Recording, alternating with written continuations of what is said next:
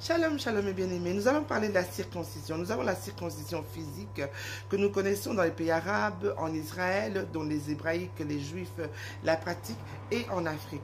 Mais la circoncision a une connotation beaucoup plus spirituelle que nous ne pensons. C'est quelque chose de beaucoup plus profond. C'est un passage très important du mal dans une famille. Alléluia, alléluia. Nous regardons l'histoire d'Israël qui sort d'Égypte maintenant et qui est pendant 40 ans, pendant l'exode dans le désert.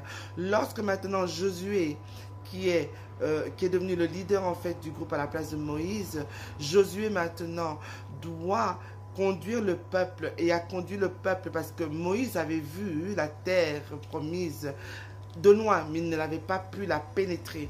Mais Josué emmène maintenant les enfants et le peuple d'Israël sur la terre promise. Arrivé là, Dieu demande à Josué de circoncire les mâles qui sont nés pendant le désert, qui n'ont pas pu en fait circoncire ces enfants pendant leur périple. Et ça, vous pouvez le retrouver dans Josué 5, verset 7. Amen, alléluia. Mais lorsqu'il fera ceci, nous allons un peu regarder profondément vraiment les caractéristiques et la profondeur des mots qui sont utilisés dans ce passage pour que je puisse vous expliquer qu'est-ce que c'est que la circoncision et qu'est-ce que c'est que notre circoncision spirituelle.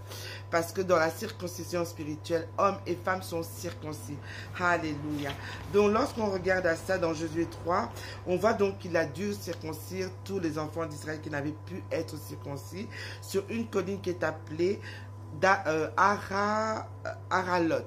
Aralot qui a la signification de prépuce. Vous savez que lorsqu'on circoncit un garçon mâle, on lui enlève le prépuce de son organe masculin. Alléluia. Cet acte était en fait un acte d'alliance, de ralliement et de soumission, de fidélité à Dieu qui avait déjà été posé par Abraham. L'alliance avait déjà été faite par Abraham, dont de ses enfants qui sont nés dans le désert pendant ces 40 ans. Se faire couper par des couteaux de pierre, c'est se soumettre à la parole tranchante de Dieu. Je répète, se faire couper par des couteaux à double tranchant, c'est se soumettre à la parole de Dieu.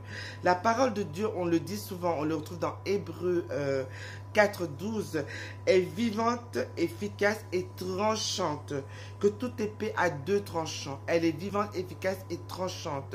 On compare souvent la parole à une épée à double face tranchante. Alléluia.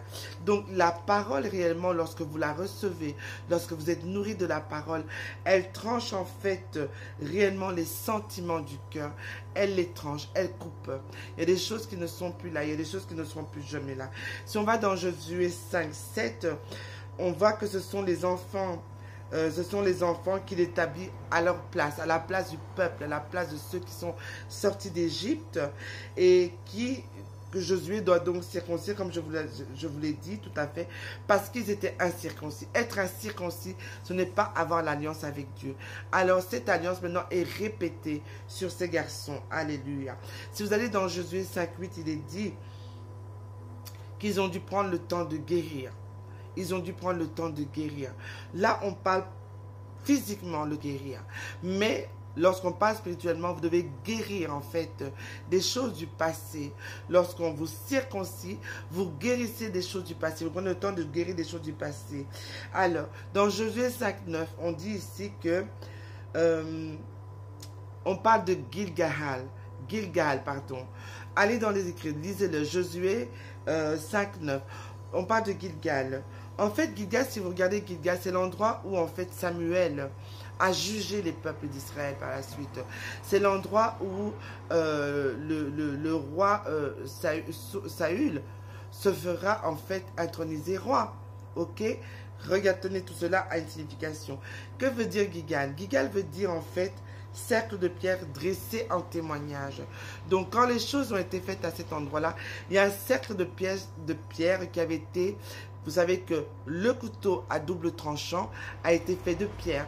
Un cercle de pierre a été maintenant mis en cercle pour dresser un témoignage. Pour dresser un témoignage de l'opprobre qui était sur Israël et qui a maintenant fait alliance ou est retourné à l'alliance d'Israël. Alléluia. Maintenant, si vous regardez bien, je vais vous parler de la circoncision spirituelle. Qu'est-ce que c'est? La Bible dit que la parole de Dieu circoncis le cœur. Elle circoncis le cœur. Oui, elle tranche profondément les sentiments du cœur. La parole de Dieu, lorsque vous avez vos pensées, vos sentiments, votre feeling, vos habitudes, lorsque cette parole vous est donnée, elle tranche. Elle tranche profondément ces sentiments. Vous bougez, il y a des choses qui se retirent. Alléluia. La circoncision est celle du cœur.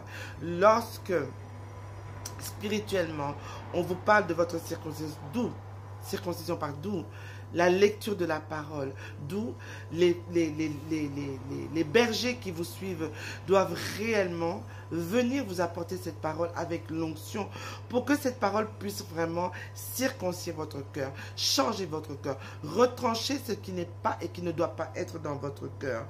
Alors, accomplir cette parole, cette circoncision n'est pas accomplie par un être humain, par une main, mais elle est accomplie par Jésus lui-même, par son esprit, non par la loi écrite des hommes. Ce n'est pas parce que les hommes écriront quelque chose que votre cœur va recevoir cette circoncision, mais c'est vraiment le Saint-Esprit qui vient avec la parole et qui bouge et bouscule tout en vous. Alléluia. Il y a circoncision, il n'y a pas de circoncision lorsque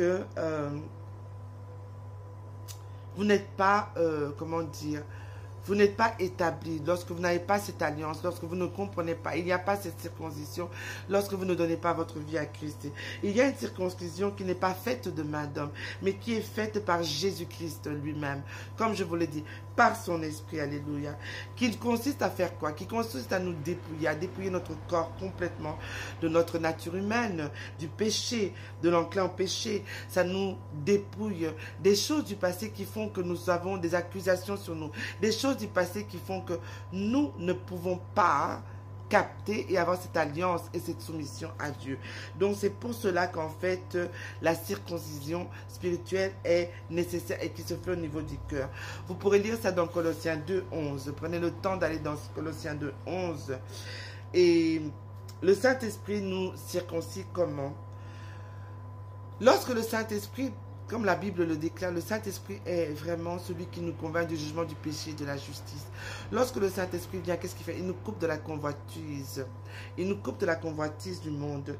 Il nous aide à dominer sur le péché. Dès que vous faites quelque chose, vous avez une voix qui vous dit non, non, non, ça ce n'est pas bon. Il vous coupe de ces choses-là. Il vous coupe de cette convoitise, de parfois vouloir voler, de mentir, ou même d'envier l'autre en fait. C'est ça la convoitise. De vouloir avoir ce que le monde a. Le Saint-Esprit avec le temps, lorsque vous êtes circoncis maintenant, fait ce travail-là. Alléluia. Il nous aide, comme je vous l'ai dit, à dominer sur le péché.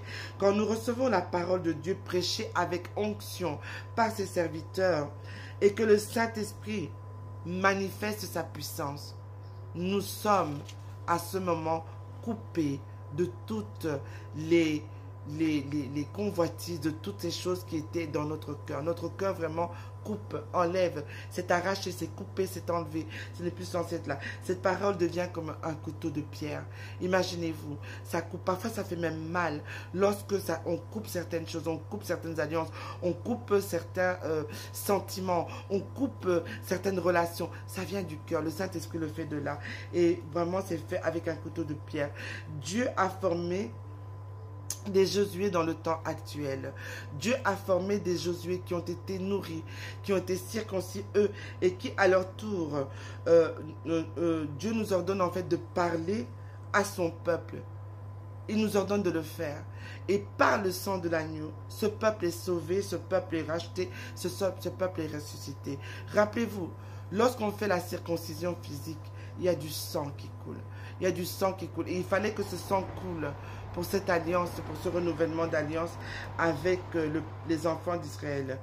Et en fait, lorsque le peuple est sauvé, que cette ordonnance a été faite, ça fait qu'il y a une soumission. On se soumet maintenant sous le couteau de Dieu, sous le couteau de sa parole pour nous faire laver par nous laver de toutes les idolâtries et de tous les compromis dans lesquels nous avons pu tremper. Donc la conclusion c'est quoi? La conclusion c'est que comme Dieu a fait cette alliance, a refait cet acte de ralliement en demandant à Josué de circoncire ses fils, les fils d'Israël. Aujourd'hui aussi, nous devons savoir que Dieu fait l'acte de te demander de te rallier au royaume de Dieu, de te rallier à ses fils par cet acte de circoncision. Aujourd'hui, la circoncision n'étant plus physique, même si d'autres le font encore physiquement, en Jésus-Christ, à cause du sang de l'agneau, nous n'avons plus spécialement besoin de passer par cet acte de circoncision physique. Mais nous devons accepter d'être vraiment, de recevoir vraiment la parole qui tranche profondément les choses passées, qui tranche dans notre cœur les choses passées, les condamnations dans le temps, vraiment l'appel au péché, l'envie au péché, et de se laisser entraîner par les choses de ce monde. C'est ça la circoncision d'aujourd'hui. C'est que lorsque tu viens à Jésus et que tu reviens, que tu reçois sa parole, à un moment, il envoie le Saint-Esprit qui te circoncie au nom de Jésus, qui retire en fait tout ce qui n'est pas de lui, qui coupe telle une lame à double tranchant. C'est parfois très douloureux. C'est pour cela que quand des gens passent par des délivrances, oui, la circoncision fait mal. La circoncision, il faut le temps de guérir. Tout comme la plaie est ouverte, le prépuce a été retiré. Il faut que le corps prenne le temps maintenant de guérir. Il faut que le corps prenne le temps maintenant d'assimiler. Mais pour cela, il faut dire oui. Pour cela, il faut accepter la circoncision. Vous savez, la circoncision n'est pas quelque chose de facile. Lorsque vous venez à Dieu, le Seigneur ne coupe pas tout directement. La Bible déclare que c'est le Saint-Esprit qui convainc du jugement, de la justice et du péché. Mais pour cela, il faut le temps. Dieu fait les choses en son temps. Nous voyons souvent un changement radical.